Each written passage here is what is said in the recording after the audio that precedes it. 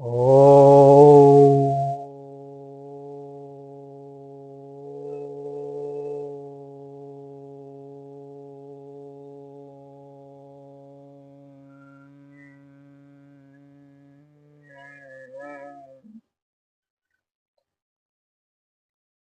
सभी भक्तजनों को सप्रेम नमन। तो आज मैं आपके समक्ष श्रीमद् भगवद गीता के प्रथम अध्याय के 21वें श्लोक को ही बताने जा रहा हूँ। यह श्लोक जो है यह श्लोक दो भाग में विभक्त है। इसका जो पहला भाग है वह संजय उवाच है और इस श्लोक का जो दूसरा भाग है वो अर्जुन उवाच है। यही एक श्लोक है जिसका कि दो उवाच है।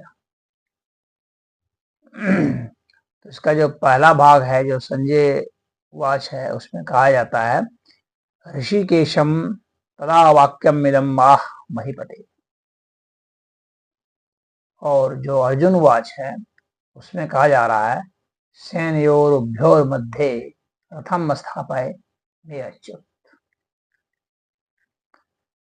तो जो पहला भाग है जो संजय उवाच है उसमें कहा जा रहा है कि ऋषिकेशम, ऋषिकेश मतलब भगवान कृष्ण के लिए आया है जो कि इंद्रियों के स्वामी है, जो अंतर्यामी है, उसके लिए आया है ऋषिकेश। तो ये ऋषिकेश सभी के इंद्रियों के स्वामी जो हैं जनार्दन, तो कह रहे हैं कि हे महीपते, मतलब कि महीपते मतलब राजा। तो कह रहे हैं कि हे राजन, वह जो है ऋषिकेश को उन्होंने वाक्यम मिदमाह, मतलब उन्होंने बोला, कौन सा, ये वाक्य बोला। तो हे राजन, उन्होंने ऋषिकेश को यह वाक्य बोला। कौन सा वाक्य बोला? तो अर्जुन उवाच है सेनयोरुभ्योर मध्ये, सेनाओं के बीच में, सेनाओं के बीच में रथम स्थापय हे अच्युत, रथ को स्थापित कीजिए हे अच्युत। भगवान कृष्ण को कह रहे हैं अच्युत। तो भगवान कृष्ण का यहाँ पर दो बार प्रयोग है, एक बार ऋषिकेश के रूप में और एक बार अच्युत के रूप में। अच्युत अर्थात जो च्युत नहीं होता, यानी जो अपने स्थान से हटता नहीं, जो अडिग है, उसको अच्युत कहा जाता है। जो स्थिति है भगवान की, भगवान अपने स्थिति से नहीं डिगते हैं, कभी भी नहीं डिगते हैं, इसीलिए उनको अच्युत कहा जाता है। तो उन्होंने कहा केशव को कि हे अच्युत, सेनाओं के, दोनों सेनाओं के मध्य रथ को स्थापित कीजिए। यहाँ आदेश वाला वाक्य है। भगवान यहाँ पर तो सारथी हैं, तो भगवान को आदेश दे रहे हैं अर्जुन कि दोनों सेनाओं के मध्य स्थापित कीजिए। क्यों दोनों सेनाओं के मध्य? क्यों? क्योंकि जिससे हमें लड़ना है उसको अच्छा से देखना है, और सेनाओं के बीच में जो दूरी है, जो दो तरह से दूरी यहाँ पर जो है देखी जा रही है। एक तो जो है जो यानी एक इस तरह से बाएं तरफ से और दाएं तरफ से दोनों के बीच में होना चाहिए मध्य में, और एक है कि हमारी सेना और उनकी सेना के बीच में जो दूरी होती है, हमारी सेना और उसकी सेना इतनी दूर पर खड़ी है कि एक दूसरे पर वार कर सकते हैं, लेकिन फिर भी बीच में जगह बची हुई है।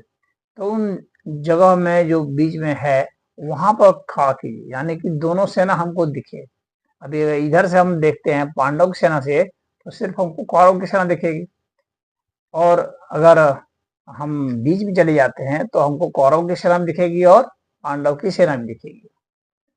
तो हमको ऐसी जगह खड़ा कीजिए कि दोनों सेना हमें दिखे अच्छी तरह से, तो उनको इस तरह से ले जाना है। यानी दो सेना, एक इधर खड़ी है, एक सेना इधर खड़ी है, तो इस सेना और इस सेना के बीच में आपको ले चलना। तो इससे क्या हुआ, दोनों सेना को देख लेंगे, किन किन से हमें युद्ध करना है और कौन हमारे साथ हैं, उन दोनों को देख लेंगे। तो इसीलिए निरीक्षण बहुत जरूरी है। यहाँ निरीक्षण होगा, अर्जुन जो है चाह रहे हैं कि दोनों सेनाओं को देखा जाए, शत्रुओं को पहचाना जाए, मित्रों को पहचाना जाए, और उसके बाद तो युद्ध होगा ही। तो निरीक्षण बहुत जरूरी होता है। व्यक्ति जब निरीक्षण कर लेता है तभी अच्छे निष्कर्ष पर, सही निष्कर्ष पर पहुंच सकता है।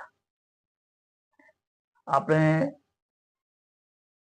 बल का और अपनी कमजोरी का निरीक्षण हो सकता है, अपनी योजना बदल सकता है, और जहाँ योजना पर नहीं आ रही है बात, वहां पर पूछ सकता है, सलाह ले सकता है। तो इसीलिए अर्जुन का यह जो है एक अच्छा निर्णय है कि दोनों सेनाओं के मध्य ले चलिए।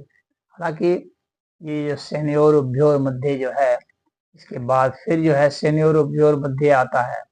इसके ठीक आगे वाले श्लोक में 24वें श्लोक में फिर आ जाता है, जिसमें कहा जा रहा है कि जब उसको अर्जुन को फिर कहा जाता है कि अर्जुन जो है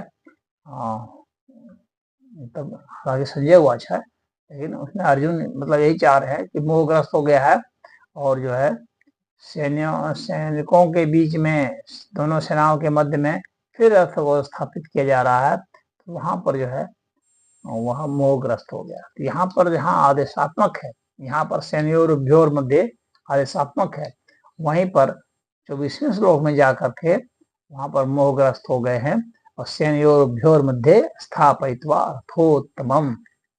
तो वहां पर ये बात आ जाती है। और फिर इसके बाद जो है फिर सेनयोरुभ्योर मध्ये आता है, जो दूसरे अध्याय के 10वें श्लोक में फिर आ जाता है। और वहां पर जो है भगवान जो है अब तैयार होंगे और उनको जो है उपदेश देंगे।